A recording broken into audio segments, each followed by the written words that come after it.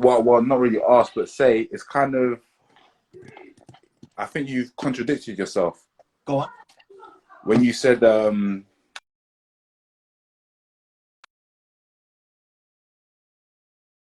declining to sisters when Sorry, say that one when more they say time. to them Say that one more time. Say that one more time, please. about broke men and them declining to sisters when the sisters say, "Oh, by the way, in this marriage contract, I'm gonna put in don't you can't marry any other wives," but then those same men can't even afford to marry again. So isn't it best to just agree with that? So where's the contradiction? Sorry. Because you said that men shouldn't. If a sister comes to them and says, "Don't you can't marry again," but then you're telling those same men to get their money up, to get their money up. But it's those same men that. Yeah, go on, go on. So is being broke a life sentence? No, but it depends. It depends. But more times, no, it's not. No. Right. So you could be broke today, but maybe 1 year, 2 year, 5 year, 10 years time from now, especially if you're a young man, you know, you could be going somewhere with your life. You could even become very wealthy. And if you do, whoops, you've tied yourself into that prison sentence. Yeah. See, you've got a problem on your hands. But in general, I don't even say, I don't even tell brothers to stay away from those type of sisters for that reason. It's the mindset that's the problem. It's the, so you're telling me as a sister, you're telling me I could have kids with you, we could have a family set up, and you're willing to break that to pieces if I get married again, which is a right Allah has given me, and I'm going to provide for you, and I'm going to provide for her, and you're willing to break our family apart because I brought another woman. That's the problem. It's the mindset. It's an indication to me that she has high levels of jealousy as a woman. She's a highly jealous woman. Women who impose that in the contract tend to be very jealous women. And I stay away from very jealous women because they're hard work. They're high maintenance. You with me? I'm with you. But isn't that normal for a woman to be jealous, to have that type of jealousy? Oh, absolutely. It's normal to be jealous. But you have ranges of jealousy, my man.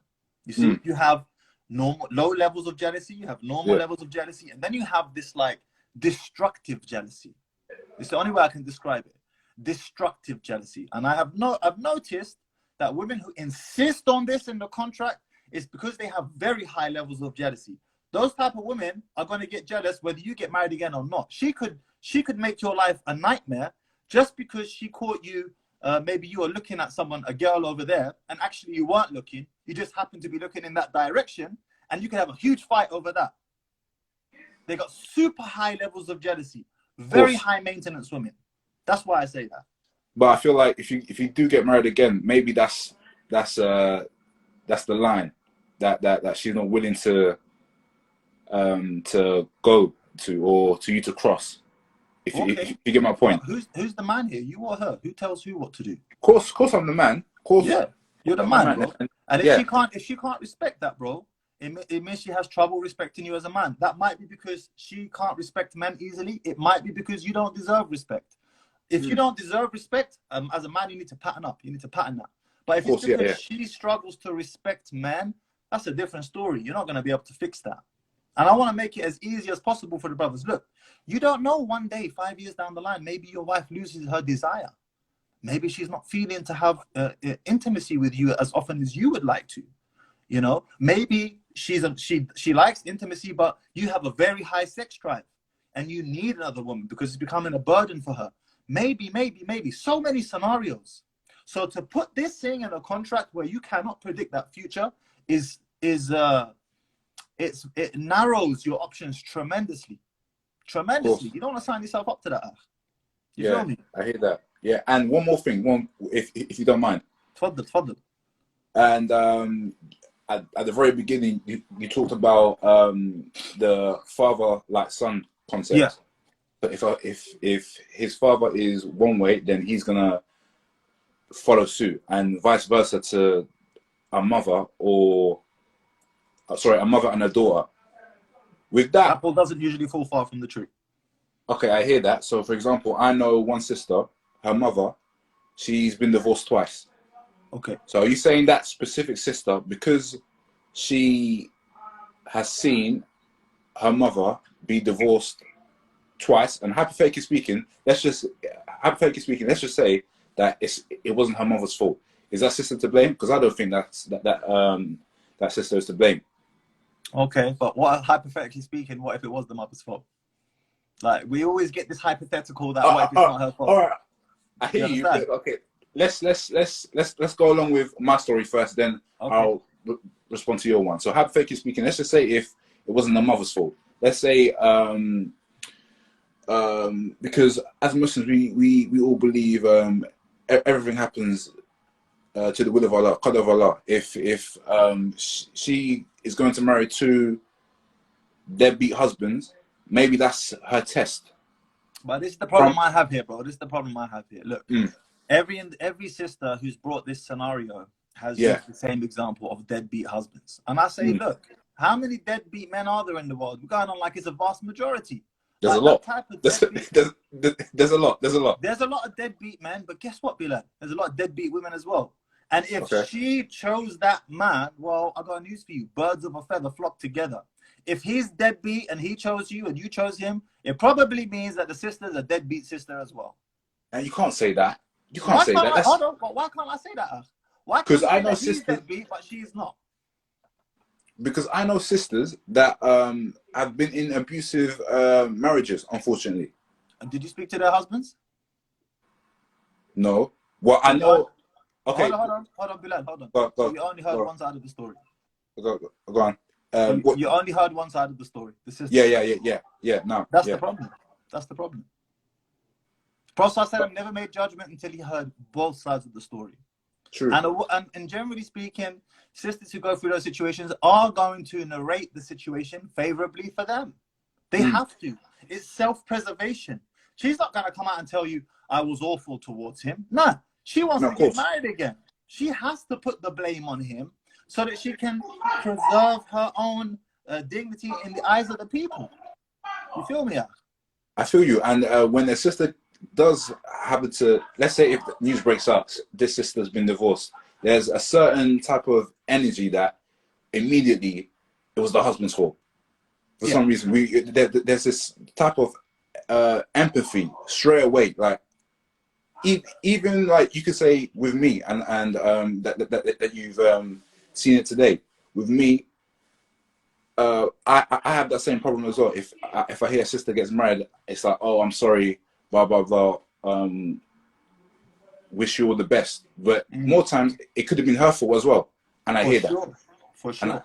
And I definitely hear that. But let's say I know specifically one marriage, and I've seen it with my eyes where the father was abusive and wasn't really a husband, and it wasn't the wife's fault. Now what? Now what do you say with that?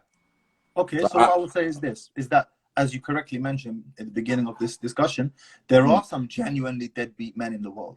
They exist. Abusive, deadbeat, evil men. They exist. If that individual you're speaking of genuinely fits that description, then the sister has every right to leave. If she's genuinely being oppressed, more power to her. I am simply saying those type of evil individuals that we've just described, they're rare. Most men are average. We're not great, but we're not terrible either. We kind of fit in the middle of average, right? Average in what sense?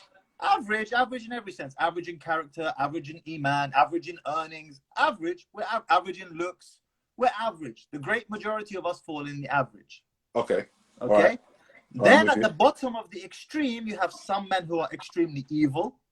Yeah. And then at the top, you have an elite group of men who are extremely high value. The rest of us fall in that great swath in the middle. So when these type of examples are brought to me, I don't buy them, because I know that most men are not evil in the same way that most women are not evil. Most of us are just average. But to answer your question, if he was genuinely an oppressor in the way that you have just described, then yes, of course she has the right to leave. That makes sense? Yeah, makes sense. Yeah, makes sense. But I just want to say, like, I'm not a feminist. I'm not catering to one side. I'm just me and you. We're looking for the haq. We're looking for the truth. So how old are you, Bilal? How old are you? I'm young, 22, 23. Yeah. Financially, I'll be honest. Financially, am I there? Far from it. I'm not looking to do a nikah anytime soon. Okay. And I feel why, because the generation that we're living in, the times that we're living in, where we've got social media, sisters' demands are so high. Do you know why that is, though? Do you know why that is? Because look, you're 22. Why? Yeah. Most of the girls that you probably know, or the sisters that you know, are in and around the same age bracket as you. The problem is, 22-year-old girls are at their peak value on the sexual market, their sexual market value, their desirability to men. They're at their very peak. Whereas 22-year-old men, they're just getting started. A woman values a man's ability to provide security and resources. Most 22-year-old men don't have anything to offer in the way of stability and resources. But as he ages, that increases, and as a result, so does his desirability in the sexual market. Women, on the other hand, they're starting up here. And that's why you're finding them fussy, because they can afford to be fussy. They're at their peak value. But what I will say to you is this: don't settle. Don't say, you know what, I'm going to marry some divorcee, 3 times divorced, just because she's the only one who will take me. No, what you do is this: you get on your grind and you start grafting. You start grafting us, you'll become high value by default. That's what you do. Okay, I hear that. And with me, I'll say on the live right now, even if people don't like the words that are coming out of my mouth. For me, when I do have my nikah one day, my preference is someone who is a virgin. That's my preference. And the reason behind that is because I'm going to try not to be too explicit. The reason why is because the fact that she's been with another man, and she's told that man that she's one second.